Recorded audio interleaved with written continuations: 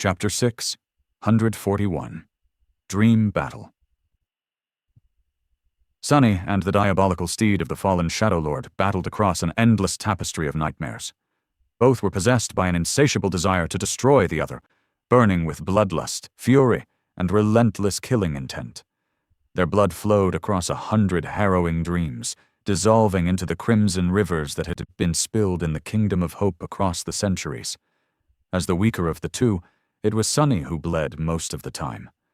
But every time he was torn apart and killed, he made sure to at least leave a mark on the stallion's tenebrous black body. No matter how many times the damned horse killed Sunny, he had to share in the pain. Sunny was not only being hunted. No, he was a hunter himself. What did it matter how many deaths he experienced, what ghastly torments the nightmares held in store for him? In this realm of terrors, he was as immortal as the Stygian steed. Every time he died, he was reborn anew. And every time he was reborn, there was a chance of becoming someone. Or something. That the infernal stallion would not be able to defeat. When that happened, their roles reversed, and it was the black horse that had to suffer, be broken, and die by his hand. Every kill filled Sunny's soul with jubilant, dark glee. He didn't care about dying over and over again, about witnessing atrocious horrors and experiencing the worst cruelty a person could imagine. He wasn't even sure that he was a person, after all. But no matter who or what he was, Sunny was content to endure as much agony as there was, as long as he could make the Dark Courser feel it too. Neither of them could die in the dream, so this battle was going to be decided by the tenacity of their wills. They were going to see whose spirit would break first. Sadly, the opportunities to really hurt the Shadow Steed were few and far between. Across all of the history of the Kingdom of Hope, there were not that many creatures that could challenge his vicious strength, and even less that Sunny was fortunate enough to inhabit in their darkest moment of despair. That was not to say that his hunt was without success. After giving in to madness and abandoning faith in the reality of the nightmares and of his own memories, Sunny was left with a gaping emptiness in place of where his identity was supposed to be. He knew very few things about who he really was, and didn't really care to know more. It held no meaning for his goal of tormenting and killing the Black Horse over and over again. Nevertheless, a few constant things soon revealed themselves. His aching heart, his gift of gazing into the very souls of living beings, and his name. That was the only thing he managed to remember. Lost from Light. That was his name, and that was who he was. After Lost from Light managed to remember his name, it acted as an irresistible anchor that slowly pulled other things from the darkness of oblivion that shrouded his true self. Not actual memories, but far more useful things. Skills, fragments of knowledge, insights, patterns of thought. Just like a body had a memory of its own, a soul had one as well. Knowing one's name, the true name, was a key to unlocking it. So he wasn't completely helpless against the infernal steed. What's more, Lost from Light discovered that he had a strange aptitude for this harrowing dream battle of theirs.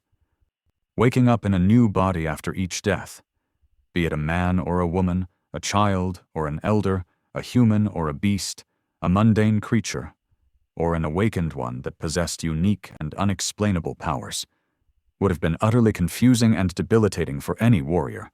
How could one fight if they didn't know themselves? But his mind possessed a remarkable flexibility to it, an insidious ability to adapt to any circumstance almost in an instant, as though it was formless and shapeless by nature, and thus easily molded to fit any situation. Lost from Light found out that he could masterfully wield a large number of weapons, regardless of whom he was reborn as though he had fought in countless battles before. He was able to learn to wield any other by simply observing his enemies for a few moments. He could easily peer through their technique and intentions and use that knowledge to destroy them. When he was reborn as a fearsome creature, he could almost instantly understand how to use his bestial body to rip the enemies to shreds, as though he had lived countless lives as countless monsters. But most importantly, he found out that fighting against those who were stronger than him was his second nature. lost from Light's mind, was full of treachery and cunning, which he could use to deliver terrible wounds to the fearsome stallion even when their might was vastly incomparable. And so, they hunted and killed each other through numerous nightmares, waiting to see which one would break first under the weight of hopelessness and never-ending suffering. Lost from Light wouldn't break. But the damned horse refused to break too. The black steed was as resilient as he was, as stubborn, as willful, and as ruthless. It endured the endless stream of wounds and deaths lost from Light, delivered upon him with the same unbreakable determination, his hatred and murderous fury only growing stronger. The courser possessed an evil will and a devious mind of his own.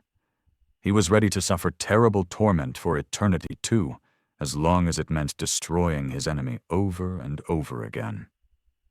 Not caring about the agony, the stallion seemed darkly content to share it with his feral prey as well. The black steed was as mad as Lost from Light was. Neither of them gave up. No matter how many times they were mangled, mutilated, ripped apart, and killed, neither of them broke. So, in the end, it was the never-ending nightmare that had to fracture and fall apart instead.